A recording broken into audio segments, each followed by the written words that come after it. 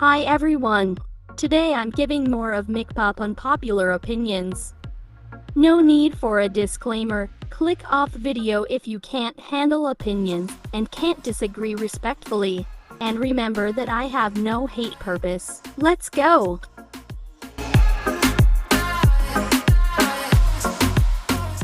In my opinion, Really Bad Boy is one of the best songs Velvet put out. The vibe, the vocals, the melody, it's everything. In comparison, when people hype Bad Boy I really don't understand. I get it, it was an iconic era.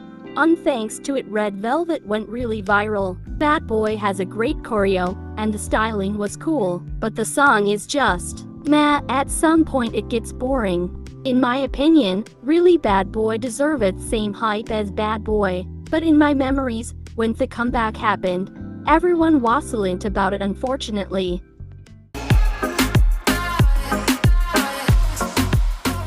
I guess this is much of an unpopular opinion. From what I'm seeing and understood, is that international fans won't like it if the majority of the members aren't East Asians, which doesn't make sense to me. It makes sense to embrace diversity. If some want to retain an American vibe with this new group, it would seem extremely forced if SM had auditions in American cities and came out with an entirely Korean American group. Seeing how fans reacted to the thought of NCT Hollywood, they seem to be ready to boycott the group if 90% aren't East Asians. This is much more of a shared thought recently, but when I say that, I really mean it from the very start of their Japanese title tracks. Lately, the contrast between their Japanese and Korean comeback became bigger. I'm not saying that their Korean ones are that bad, but their comebacks would be twice better if their Japanese comebacks were their Korean ones. Imagine if they came back with Kura Kura and Perfect World as their 2021 comeback.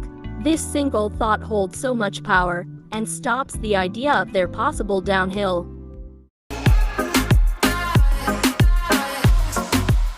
This is super easy to get. Ever wondered why Somi was significantly more popular than the other member of IOI? It's because she's good at attracting people and she's a great performer. That's why her being in a group never worked out. She's better off going solo. I'm surprised that people still claim she's better off in a group. The fact she chose the black label was a smarter move, considering that the black label is YG's, meaning that the profit distribution is way more better than in JYP or SM. So why would I want to overwork myself in Jaipur and get lesser income? When working lesser at the black label bring you about the same profit, or even more in case I start doing well. She even composed 2 tracks if I'm not wrong, something you wouldn't have seen if she was still in JYP.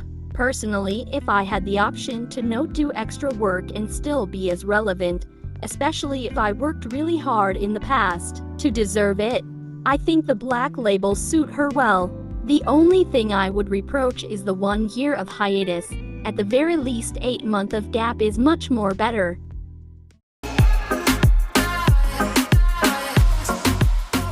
In my opinion, English versions are pretty nice. Yeah, most of the time the lyrics comes up weird, which you guys seem to hate a lot, even though you guys like a bunch of pop songs with cringy lyrics.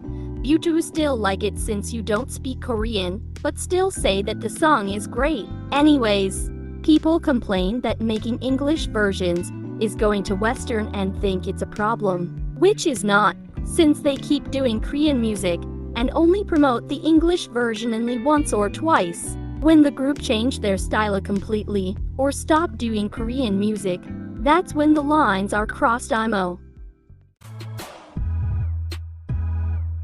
Drop you pop unpopular opinions to respond to, so I include you in my next video. If you enjoyed the video please subscribe. See ya!